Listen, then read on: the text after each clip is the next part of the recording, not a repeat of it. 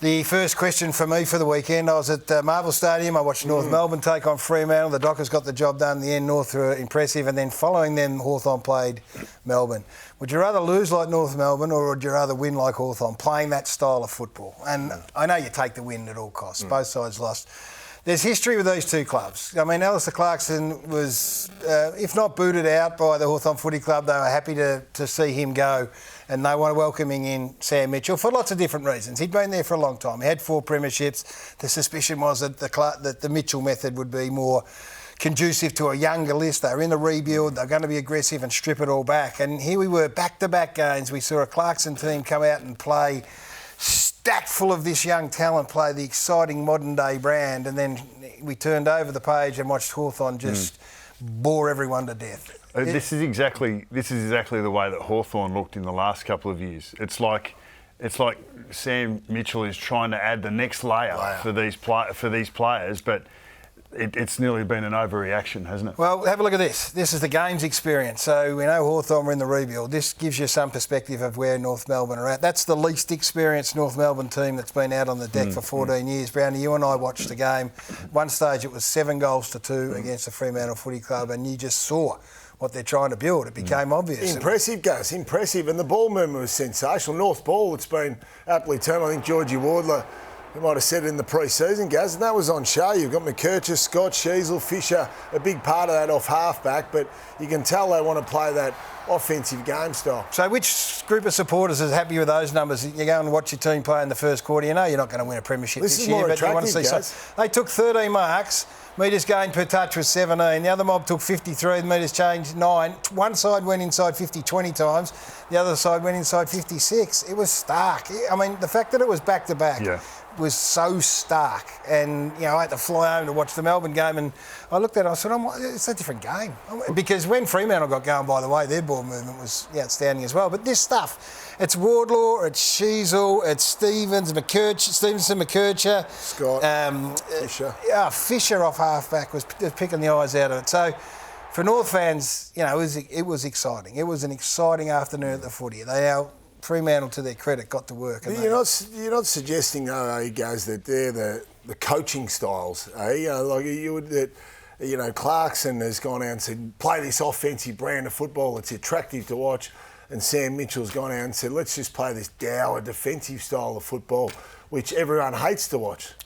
On the weekend, that's exactly what happened. I think on the 4-hour sample. That's exactly what happened. There's no way those Hawthorn players took it upon themselves to go out and go, listen, let's just see if we can take 50 marks and not really go forward. Okay, so why has he done that? When he beat Collingwood and Brisbane, the 2 grand finals in the back half of last year, playing the other style. That's a great question, and it's the answer that we're going to have to wait to find out from Sam Mitchell. What's this? What is this? I think sometimes this is a little bit to try and draw the defence up so you can try and find holes to move through them.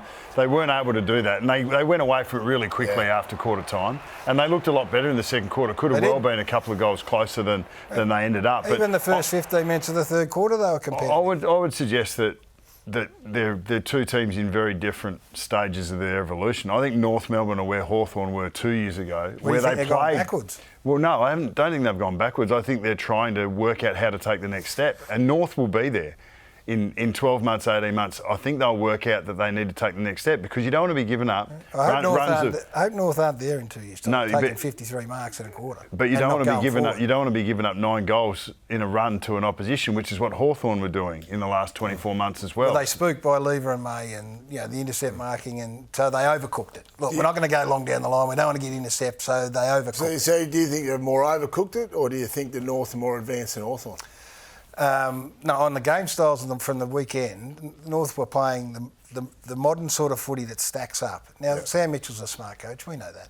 And I'm going to look forward to his explanation. They may have got a quarter time and said, boys, I know I said don't kick down the line to the intercepts, but gee, we overcooked it, and they made the adjustment, as you said. The other issue that Hawthorn have got is at centre clearance. We saw them last week against Essendon, and despite the fact they get their first hands on it, Brownie, they don't get the possession, they don't get the clearance. Yeah, it's been a concern, Gaz. They just can't convert that first hands dominance into scoreboard pressure. So 8 goals and 9 goals. It's the worst start by a team for the first fortnight of football from clearance. -93 they are from stoppage. Wow. Now, We spoke about these AAA graders for Melbourne, and they're in the midfield, and they're on show the other day. Include Viney there as well. Gawn, Petrarca, Oliver, Viney are outstanding. The issue for me at the moment, Gaz, is they get exposed on the spread, Hawthorn. It's a real problem. They've got no dynamic mids there at the moment, so Will Day's not playing.